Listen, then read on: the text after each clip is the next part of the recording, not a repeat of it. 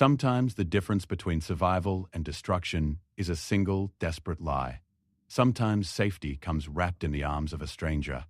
And sometimes, when 5 dangerous men circle you like wolves, the only option is to trust someone you've never met and pray they'll play along with the most dangerous game of your life.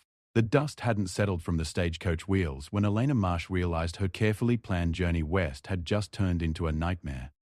She stood on the wooden platform of Copper Ridge, a town that barely deserved the name, watching the coach disappear into the desert heat.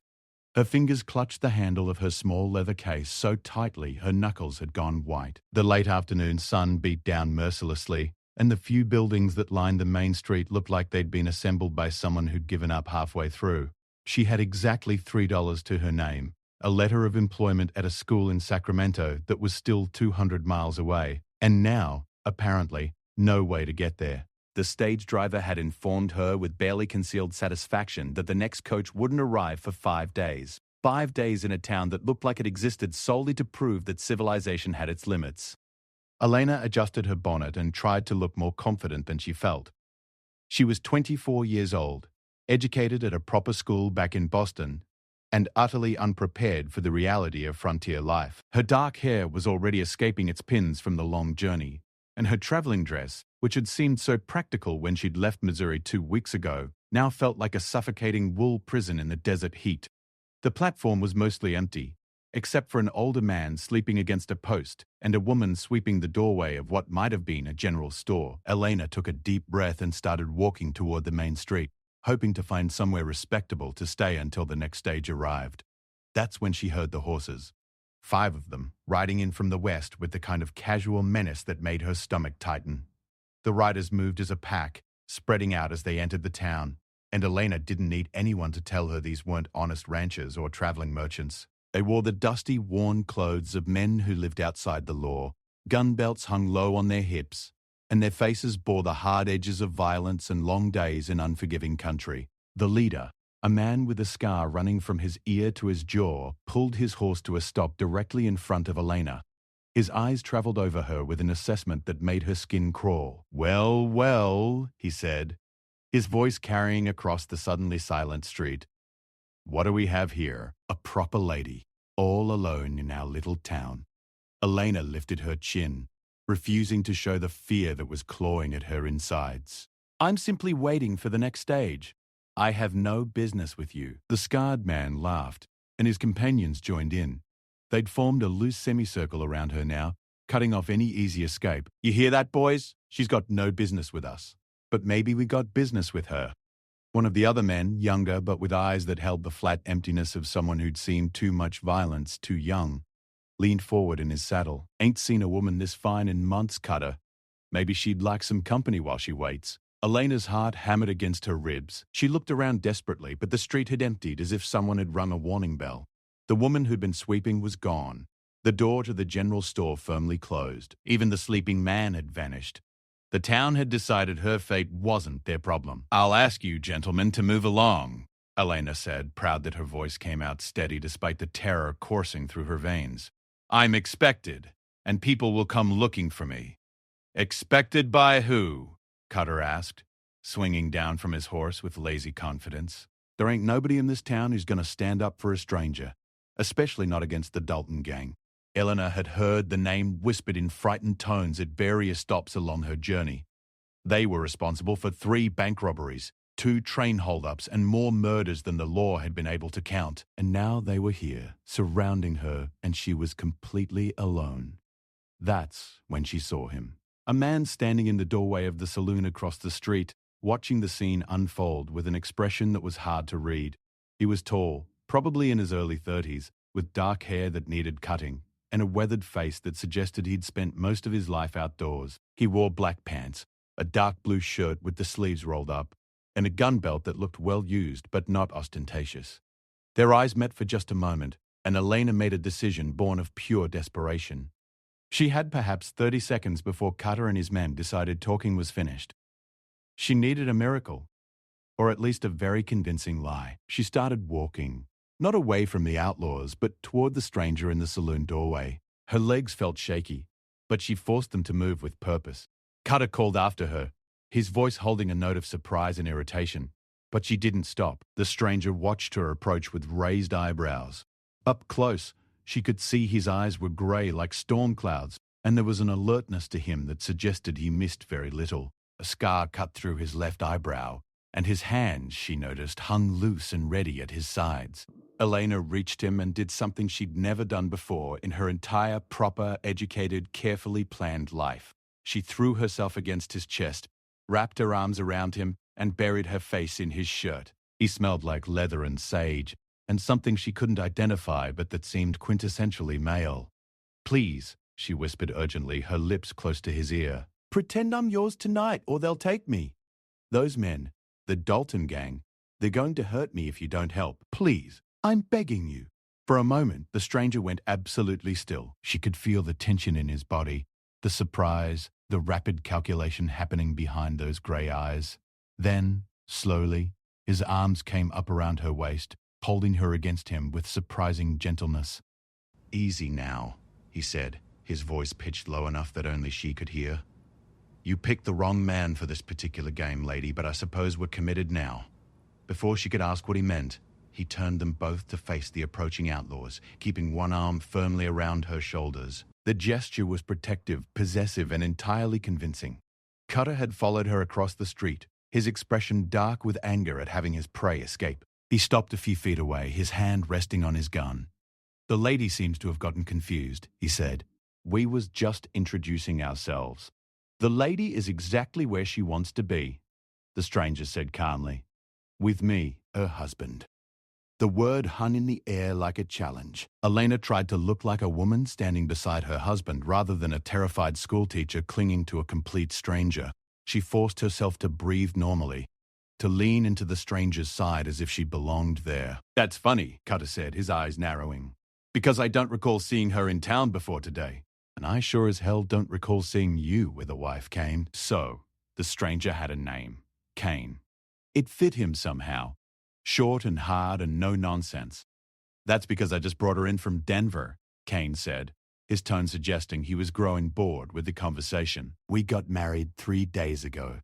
Private ceremony. Now, if you boys don't mind, my wife has had a long journey and needs rest." One of the other gang members, a stocky man with a missing front tooth, spat into the dust. "Mighty convenient, this marriage. Mighty convenient timing." Kane's expression didn't change, but Elena felt his body shift subtly, the kind of movement a person makes when they're preparing for violence. "You calling me a liar, Dutch?"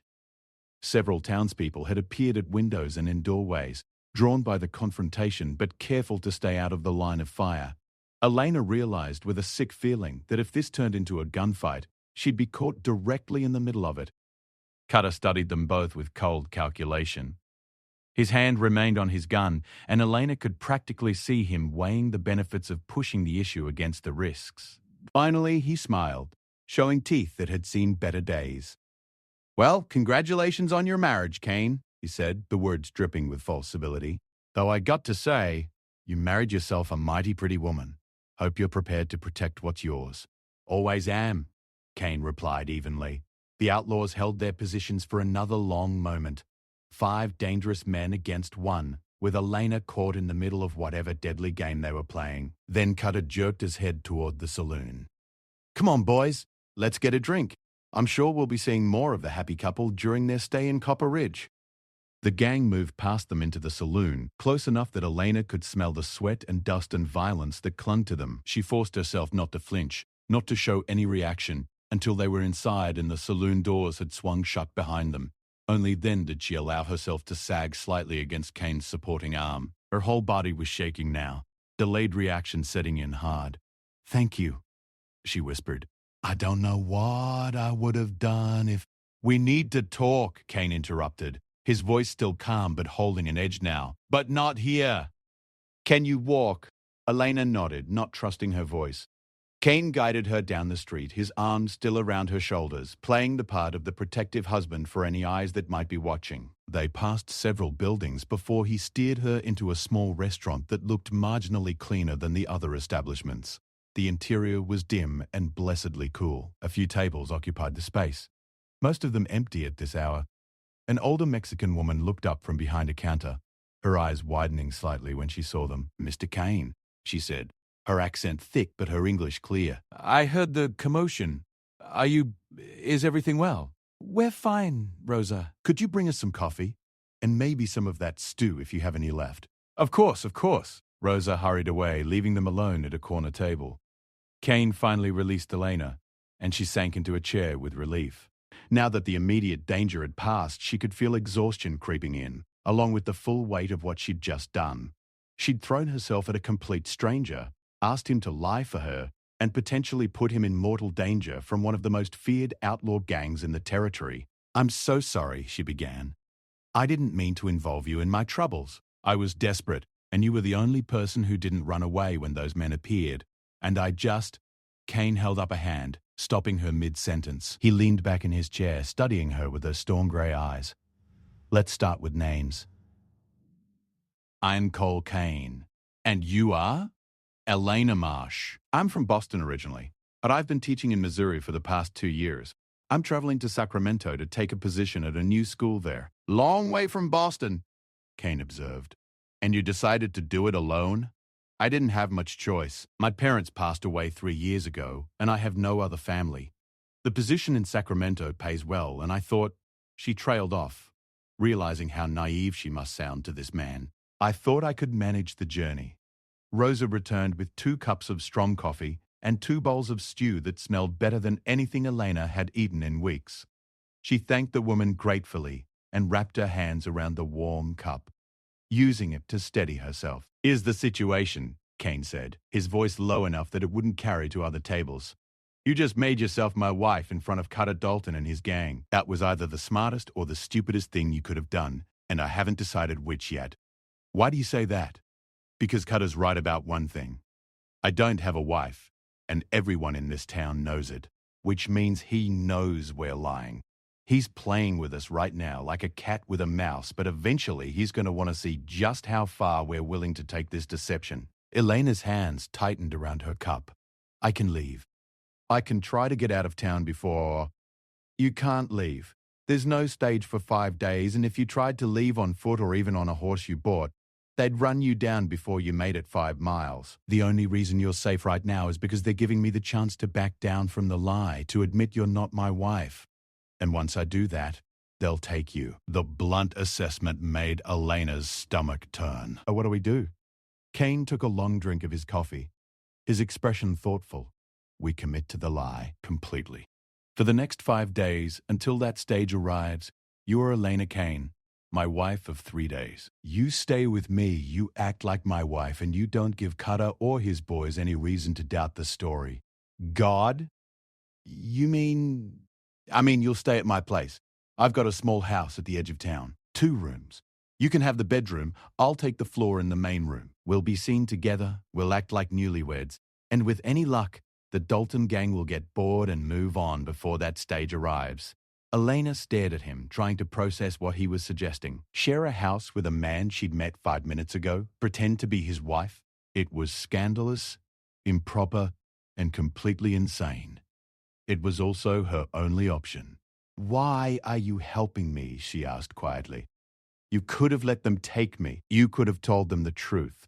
Why risk your life for a stranger?" Kane was quiet for a moment, his fingers tracing the rim of his coffee cup. "Let's just say I've got my reasons for not liking the Dalton gang. And despite what you might think from looking around this place, I do have some principles left." There was a story there, Elena realized. A history between this man and the Outlaws that she didn't fully understand, but she was grateful for it, whatever it was.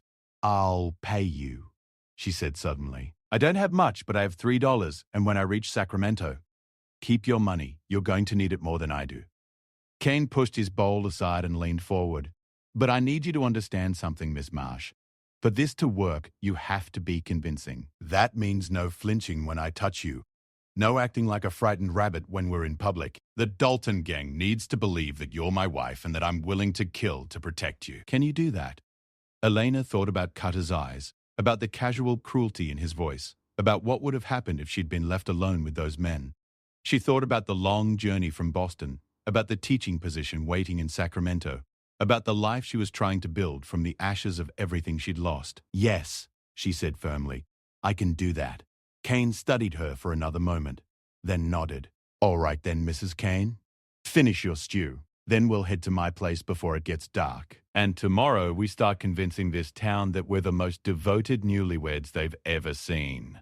Elena picked up her spoon with hands that had finally stopped shaking. She'd come west looking for a fresh start, for adventure, for a chance to build something new. She'd gotten all of that and more, though not in any way she could have imagined when she'd boarded that stage back in Missouri. As she ate Rose's excellent stew and watched Cole Kane drink his coffee with the calm of a man who'd faced down danger many times before, Elena realized something important. She'd made her choice when she'd walked across that dusty street and thrown herself into this stranger's arms. Now she had to live with the consequences, whatever they might be.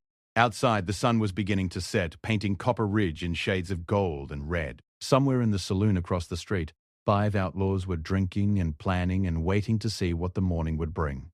And in this small restaurant, a schoolteacher from Boston and a man with secrets in his eyes were forming an alliance built on lies and necessity and the desperate hope that they could both survive the next 5 days. The game had begun.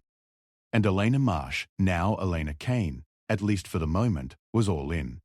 Cole Kane's house sat at the eastern edge of Copper Ridge, far enough from the main street that it felt almost isolated. It was a simple structure, built from weathered wood, with a small covered porch and shuttered windows. As they approached in the fading light, Elena clutched her small case and tried to ignore the nervous flutter in her stomach. She was about to enter a strange man's home and spend the night under his roof. Every rule of propriety she'd ever learned was screaming at her that this was wrong. But those rules had been written by people who'd never faced the Dalton gang. Cole opened the door and gestured for her to enter first. The interior was sparse but surprisingly clean. The main room held a table with 2 chairs, a wood stove in the corner, a few shelves with books and supplies, and a worn but comfortable-looking armchair near the window. A second door led to what she assumed was the bedroom. "It's not much," Cole said, setting down the extra supplies they'd picked up from the general store on their way. "But it's secure, solid locks, and I'm a light sleeper." Elena set her case down carefully, looking around with genuine curiosity. She'd expected something rougher, more chaotic. Instead, she found a space that spoke of a man who valued order and simplicity. The books on the shelf ranged from practical guides to several volumes of poetry, which surprised her.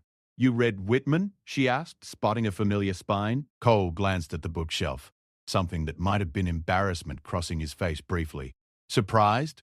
A little? Most men out here don't seem to have much use for poetry. Most men out here have forgotten what it means to be civilized. I try not to let myself slip that far." He moved to the stove and began building a fire. "The bedroom's through there. I changed the sheets this morning, and there's a basin and pitcher for washing.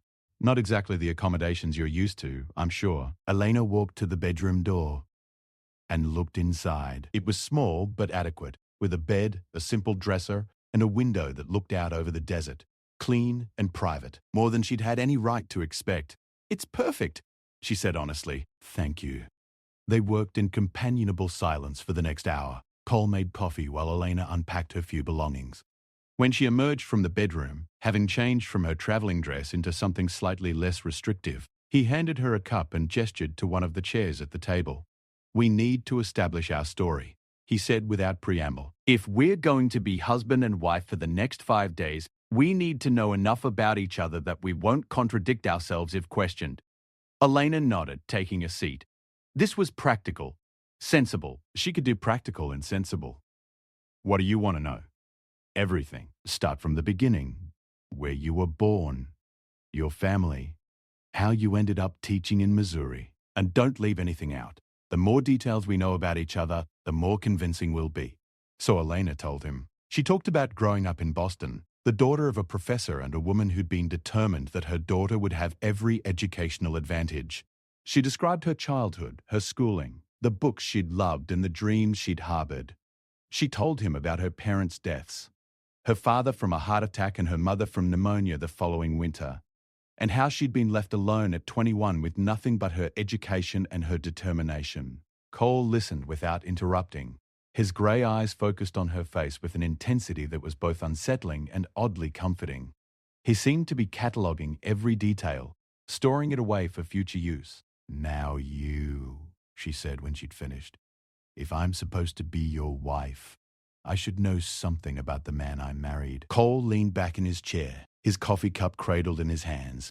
For a moment she thought he might refuse, might keep his past locked away behind those careful walls. Then he began to speak.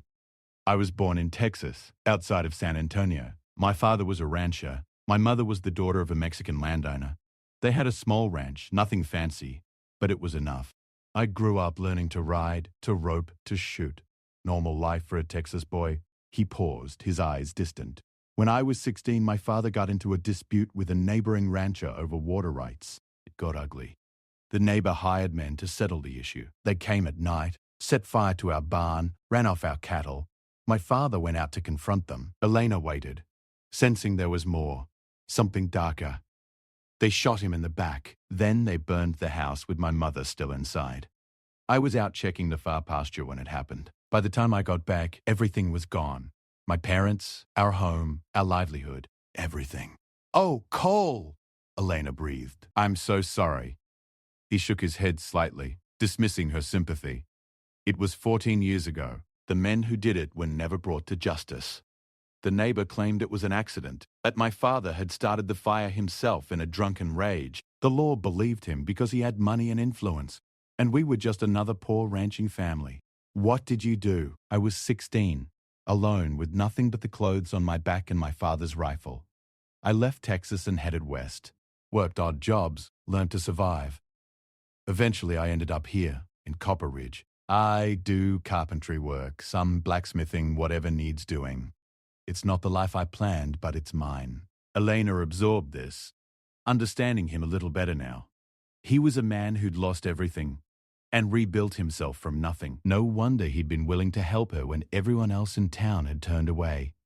The Dalton gang, she said carefully. You have history with them? Cole's expression hardened. 6 months ago, they rode through a settlement about 40 miles north of here. Small place, barely a town. They robbed the bank, killed the sheriff and 2 deputies. One of the deputies was a friend of mine. Man named Tom Miller. Good man. Had a wife and 3 kids. He died trying to protect people who couldn't protect themselves. And you want revenge. I want justice. There's a difference. He set his cup down with deliberate care, but out here, sometimes those 2 things look the same. The law hasn't been able to touch the Daltons. They move too fast, they're too smart, and they have too many people afraid to testify against them. So yes, I have history with them, and they know it. That explained Cutter's behavior, Elena realized. The outlaw had known exactly who Cole was when he'd claimed her as his wife. He'd been testing them, seeing if Cole would back down or stand his ground. That's why he let us go today, she said slowly. He knows you're not afraid of him, and he's trying to figure out if I'm worth starting a war over. Smart woman. Cole gave her an approving look, which is why we need to make this convincing. Cutter's going to be watching us, looking for any crack in our story. We need to be perfect. They spent the next 2 hours drilling each other on details. When had they met?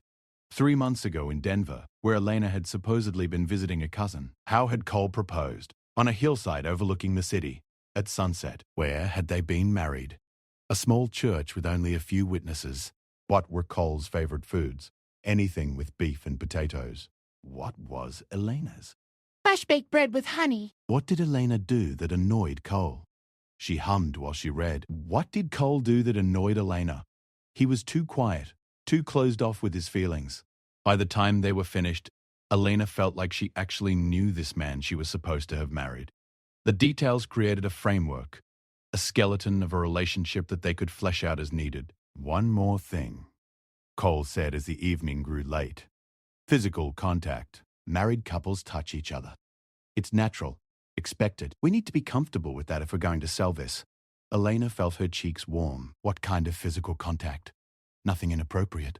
But I might put my arm around you, hold your hand, touch your shoulder or your back. And you should do the same. Lean against me sometimes, take my arm when we walk. Little gestures that show we're comfortable with each other. It made sense, but Elena couldn't stop the nervous flutter in her chest. She'd never been particularly comfortable with physical affection, even with people she knew well. The idea of touching and being touched by this man, stranger though he was, felt both frightening and oddly thrilling. Can we practice? She asked. then immediately felt foolish. I'm sorry. That sounds ridiculous. No, it's smart. Come here. He stood as well, and suddenly she was very aware of how tall he was, how he seemed to fill the space around him with a quiet, masculine presence. Just relax, he said gently. He reached out and took her hand, his grip firm but not tight. His skin was warm, slightly rough from hard work. See? Nothing to be afraid of. But Elena's heart was racing, and she was very much afraid, though not for the reasons he probably thought. This close to him, she could see the small details she'd missed before. The slight lines at the corners of his eyes that suggested he smiled more than his serious demeanor indicated. The way his dark hair curled slightly at the nape of his neck. The faint scent of leather and sage that seemed to cling to him. Cole lifted his other hand and gently touched her waist, pulling her slightly closer. Not inappropriately so, but close enough that if anyone were watching, they would look like a couple sharing an intimate moment. You're trembling, he observed quietly. I've never done this before, Elena admitted. I've never been close to a man like this. Never been courted, never been kissed, never... She trailed off, embarrassed by her admission. Something shifted in Cole's expression, became softer somehow. Then we'll take it slow. But Elena, you need to understand. If Cutter or his men see you flinch away from me, they'll know something's wrong. I need you to trust me.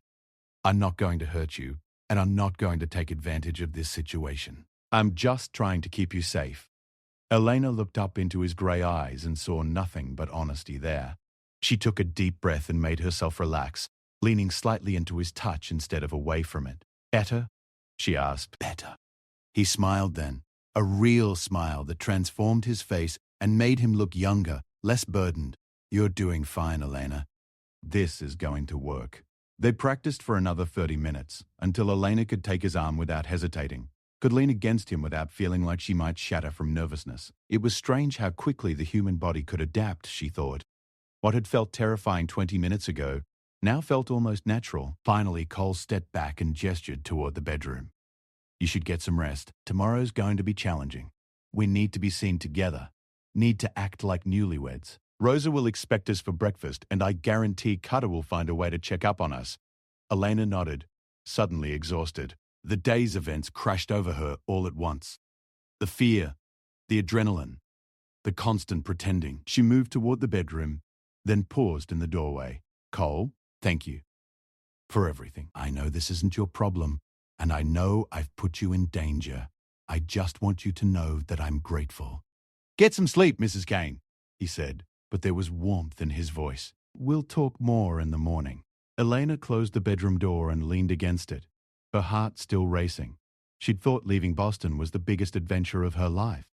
She'd thought taking a teaching position 2,000 miles from everything she knew was brave. She'd had no idea. She changed into a nightgown and crawled between the clean sheets, her body aching with fatigue. But sleep didn't come easily. Her mind kept replaying the day, kept feeling the ghost of Cole's hand on her waist, kept seeing those grey eyes looking at her with unexpected kindness. In the main room, she could hear Cole moving around, settling in for the night. She wondered what he was thinking, whether he regretted helping her, whether he was afraid of what tomorrow might bring. Tomorrow they would have to face the town as husband and wife. Tomorrow Cutter and his gang would be watching every move they made, looking for any sign of deception. Tomorrow the real work of maintaining their charade would begin. But tonight, for these few quiet hours, Elena allowed herself to feel safe, protected, in a strange way, cared for. She drifted off to sleep thinking about a man who read Whitman and had lost everything but still chose to stand up for a stranger. A man who was teaching her what real courage looked like. Outside, the desert night settled over Copper Ridge. In the saloon, the Dalton gang drank and laughed and made plans. And in a small house at the edge of town, two people who'd been strangers that morning slept under the same roof, bound together by a desperate lie and the fragile hope that they could make it through the next 5 days without getting killed. The sun would rise soon enough. The game would continue. And Elena and Cole would have to be ready for whatever came next, together. Eleanor woke to the sound of someone moving around in the main room. For a disoriented moment, she couldn't remember where she was. Then it all came rushing back. Copper Ridge, the Dalton gang, Cole Kane, and the elaborate pretense they were maintaining. She sat up quickly, her heart already racing with anxiety about the day ahead. Sunlight streamed through the small window, painting golden squares on the worn wooden floor. She could smell coffee brewing and something that might have been bacon. Cole was already up, preparing for their first full day as a supposed married couple. Elena dressed quickly, in her best day dress, a deep green that brought out the color of her eyes. She pinned her hair up carefully, wanting to look like a woman who'd taken care with her appearance for her new husband. When she emerged from the bedroom, Cole was at the stove, cooking breakfast with the efficient movements of someone who'd been taking care of himself for a long time. He looked up when he heard her, and something flickered in his eyes that might have been appreciation. "Morning. Sleep well?" "Better than I expected, actually." Elena moved to the table where he'd already set out 2 plates. "You didn't have to cook. Figured we both need to eat. Besides, this is what husbands do, isn't it? Take care of their wives." There was a slight teasing note in his voice that made Elena smile despite her nervousness. They ate breakfast together, and Elena was struck by how normal it felt, how easy. They talked about small things: the weather, the books on his shelf, the best route to Sacramento. Nothing deep or meaningful, just the comfortable conversation of 2 people sharing a meal. But underneath the normalcy, tension hummed. They both knew what was coming. Today they would have to face the town, face the Dalton gang, and prove that their hastily constructed lie could withstand scrutiny. "Ready?" Cole asked when they'd finished eating and cleaned up. Elena took a deep breath and nodded. "As ready as I'll ever be." Cole came round the table and offered her his arm. Elena took it, and they stepped out into the bright morning sun together. The walk to town felt longer than it had the previous evening. Every step carried them closer to potential discovery, closer to danger. Rose's restaurant was already busy when they arrived. Several townspeople looked up as they entered, and Elena forced herself to smile naturally, to lean into Cole's side as a new bride might. Cole's hand rested at the small of her back, guiding her to a table near the window. "The newlyweds," Rosa said warmly, appearing at their table with coffee. "How wonderful to see you both this morning. You look very happy together." We are. Cole said, and the way he looked at Elena when he said it made her breath catch. There was warmth in his eyes, something almost genuine that went beyond their agreed-upon pretense. They'd just ordered breakfast when the saloon doors across the street swung open.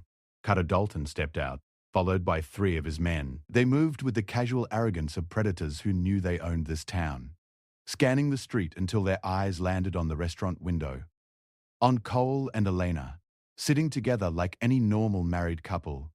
Cutter's eyes narrowed.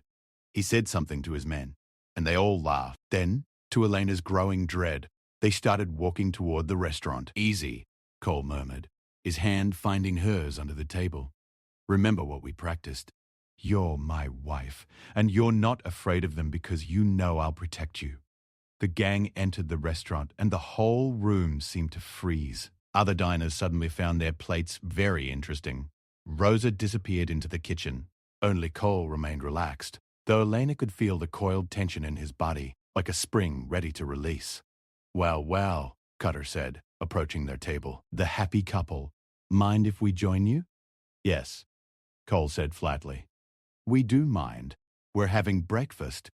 Cutter pulled out a chair anyway, sitting down uninvited. His men flanked the table, cutting off any easy escape.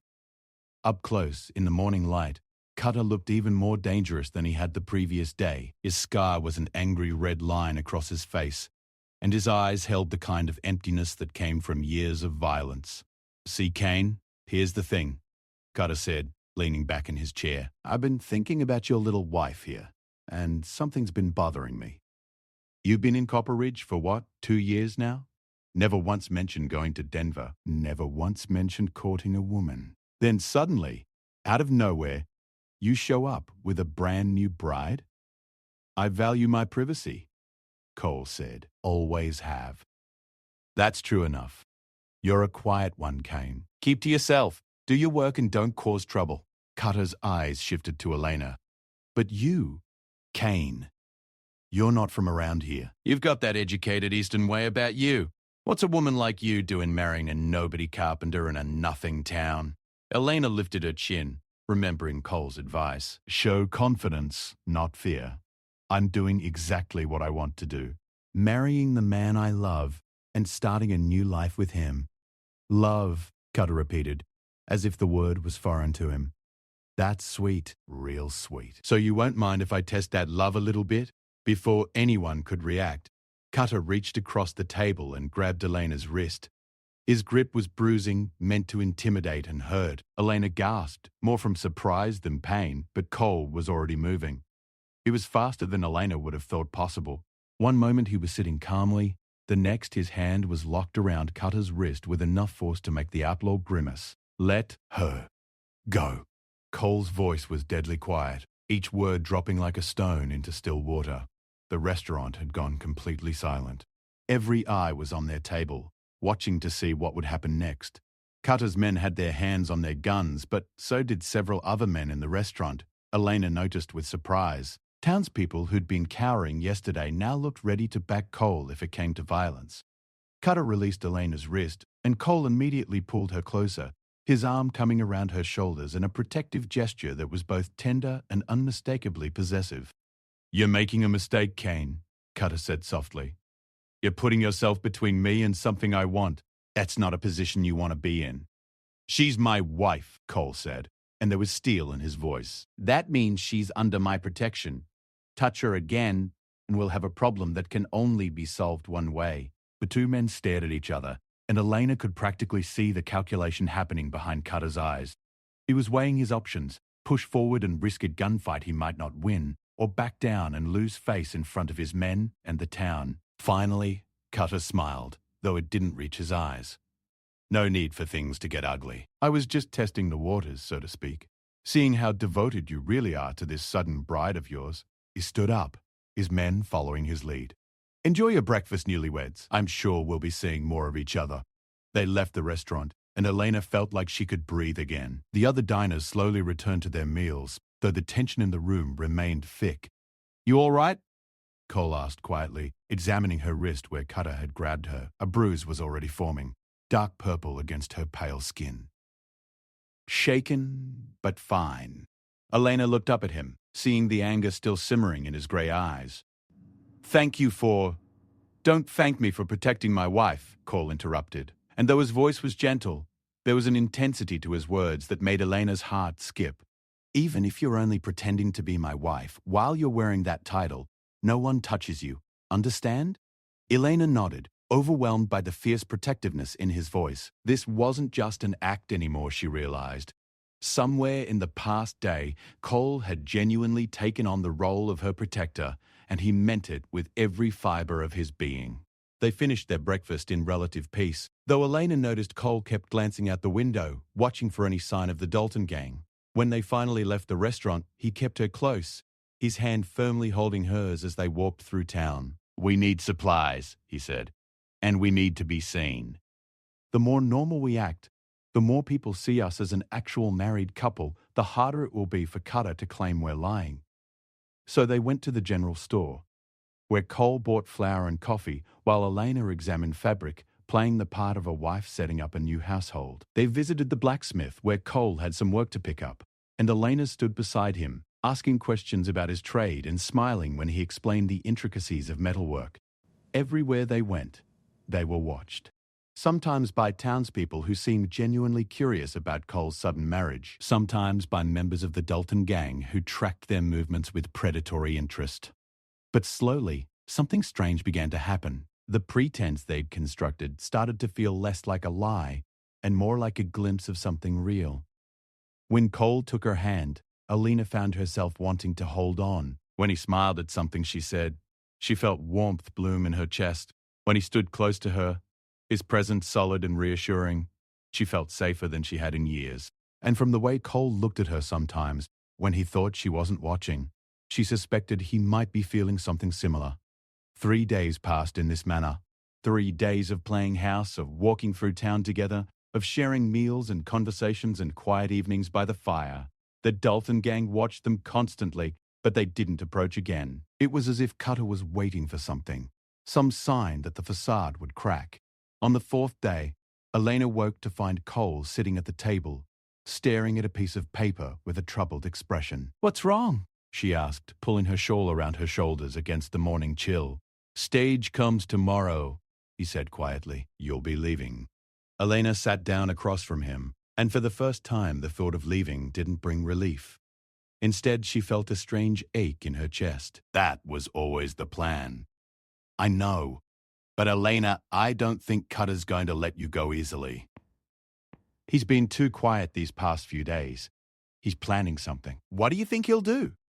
I don't know, but we need to be prepared. The stage arrives at noon. I'll make sure you're on it, no matter what. They spent that fourth day quietly, almost as if they were both trying to memorize the time they had left. Cole taught Elena how to shoot his spare rifle, insisting she needed to know how to defend herself. Elena helped him repair a section of fence, enjoying the simple physical work and the companionship. That evening, as they sat together watching the sun set over the desert, Cole spoke quietly. You know, if you were really my wife, I'd be the luckiest man in the territory. Elena turned to look at him, surprised by the admission. His grey eyes were on the horizon, but there was something vulnerable in his expression that she'd never seen before. Cole, I know this has all been pretend, a necessary fiction to keep you safe. But these past 4 days, having you here, it's made me realize how lonely I've been, how empty this house has felt, how empty my life has felt. Elena's throat tightened with emotion. It hasn't all been pretend for me either. You've been kind and protective and honorable. You've shown me what real courage looks like, what real strength is. I'm going to miss this. Miss you. Cole turned to her then, his hand coming up to gently cup her face. If things were different, if we'd met under normal circumstances, if you weren't headed to Sacramento. But I am, Elena said softly, even as she leaned into his touch. I have a job waiting, a life I've planned, and you have your life here. I know. He dropped his hand, and the loss of contact felt like a physical ache. Doesn't make it easier, though. They sat in silence as darkness fell, both of them acutely aware that this was their last night together. Tomorrow, Elena would board that stage and leave Copperridge behind, leave Cole behind. The pretense would end, and they would both return to their separate lives. But tonight, for these few remaining hours, they could pretend a little longer. That night, neither of them slept much. Elena lay in the bedroom, staring at the ceiling, listening to Cole moving around in the main room. She thought about the life she was going to in Sacramento, the teaching position that had seemed so important just a week ago. It all felt distant now, less real than the 4 days she'd spent pretending to be married to a man she barely knew, but had come to care for deeply. Morning came too quickly. Elena dressed carefully, packing her few belongings back into her small case. When she emerged, Cole had breakfast ready, but neither of them ate much. The impending separation hung heavy between them. At 11:30, they left the house and walked toward the stage depot. Cole carried Elena's case, his other hand holding hers tightly. The town seemed unusually quiet as they made their way down the main street. That's when they saw the Dalton gang, mounted and waiting near the depot. All 5 of them, armed and ready. Cutter sat his horse with casual ease, a smile playing on his scarred face. Heading somewhere, Mrs. Kane? This was what Cole had feared. Cutter had been waiting, biding his time, and now he was making his move. My wife is catching the stage to Sacramento, Cole said calmly, though Elena could feel the tension radiating from him. We've said our goodbyes. That's so? Cutter dismounted, his men following suit. They formed a loose semicircle, cutting off access to the depot. See, that don't make much sense to me. What kind of man lets his brand new bride leave him after just 4 days of marriage? Unless, of course, she was never really your bride at all. I have a job waiting, Elena said, finding her voice despite her fear. Cole and I agreed I would finish out my contract before returning here permanently. It was a good addition to their story, but Cutter just laughed. You're a good liar, lady. I'll give you that. But I've been watching you two for 4 days now, and you know what I think? I think this whole thing was a setup. I think you saw us coming and grabbed the first man you could find to protect you. You're wrong, Cole said flatly. Am I? Then prove it. Cutter's smile widened. Kiss her, right now, in front of everyone. Show us all how much you love your wife. The challenge hung in the air. Elena's pulse raced. They'd never kissed, not even in private. It had seemed like a line they shouldn't cross, a boundary that would make the pretense too real. But now they had no choice. Cole turned to Elena, his grey eyes searching hers. She saw the question there, the request for permission. Elena gave the tiniest nod. Cole's hands came up to frame her face. Gentle and sure, he looked at her for one more moment, as if memorizing her features. Then he leaned down and kissed her. It wasn't performative. It wasn't for show. It was tender and deep, and filled with all the feelings they'd been trying to ignore for the past 4 days.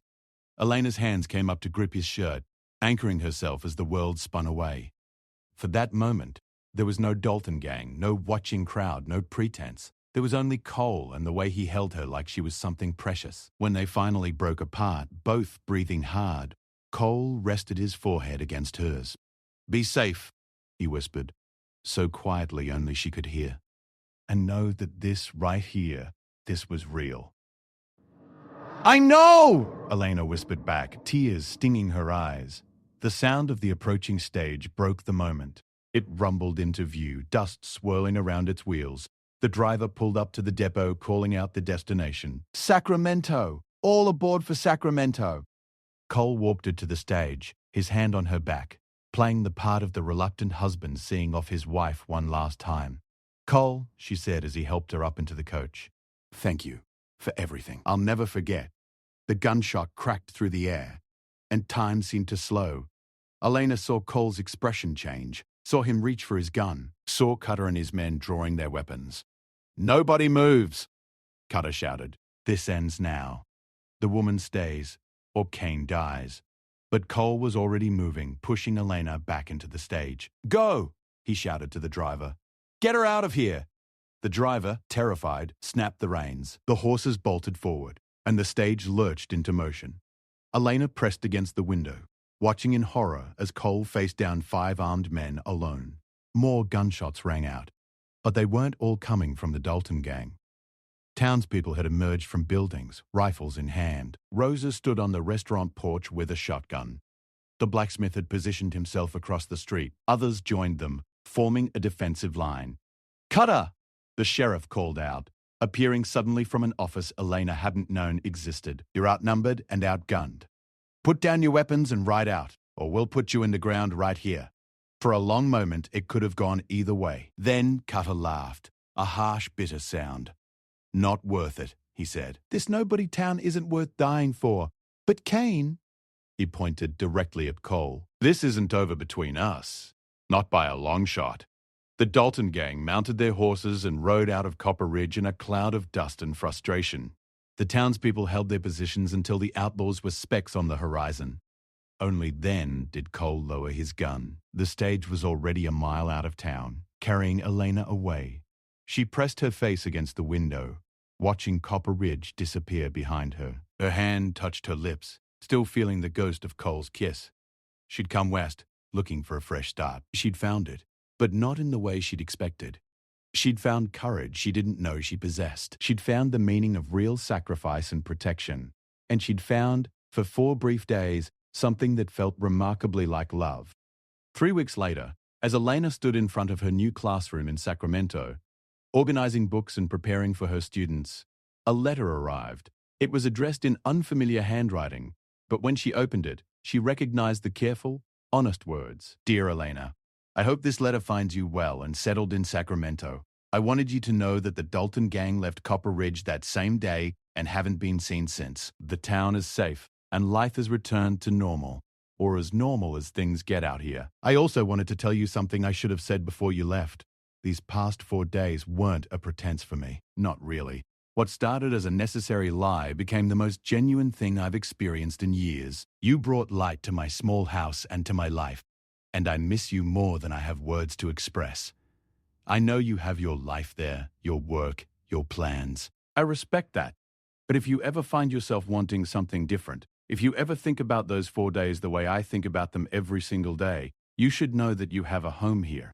A real one, not a pretend one. And a man who would be honored to make those vows we pretended to take actually real. I'm not asking you to give up your dreams. I'm just letting you know that if your dreams ever change, I'll be here. Yours truly, Cole." Elena read the letter 3 times, her heart pounding. She thought about her classroom, her students, the respectable life she'd worked so hard to build. Then she thought about grey eyes and gentle hands, and a man who'd been willing to face down 5 outlaws to keep her safe. She thought about what it had felt like to belong somewhere, even if just for 4 days. She thought about coming home. 2 days later, Elena wrote a letter to the school board, explaining that she needed to leave for personal reasons. She packed her belongings, purchased a ticket, and boarded a stage heading east. Back to Copper Ridge. Back to coal. Some pretenses she'd learned weren't pretenses at all. They were glimpses of the life you were always meant to live, if you were just brave enough to reach for it. The stage rolled east through the desert, carrying Elena toward her future. A future that looked nothing like the one she'd planned, but everything like the one she needed. And in Copper Ridge, a man with grey eyes and a poet's soul waited, hoping against hope that the woman he'd protected for 4 days might decide to stay for a lifetime.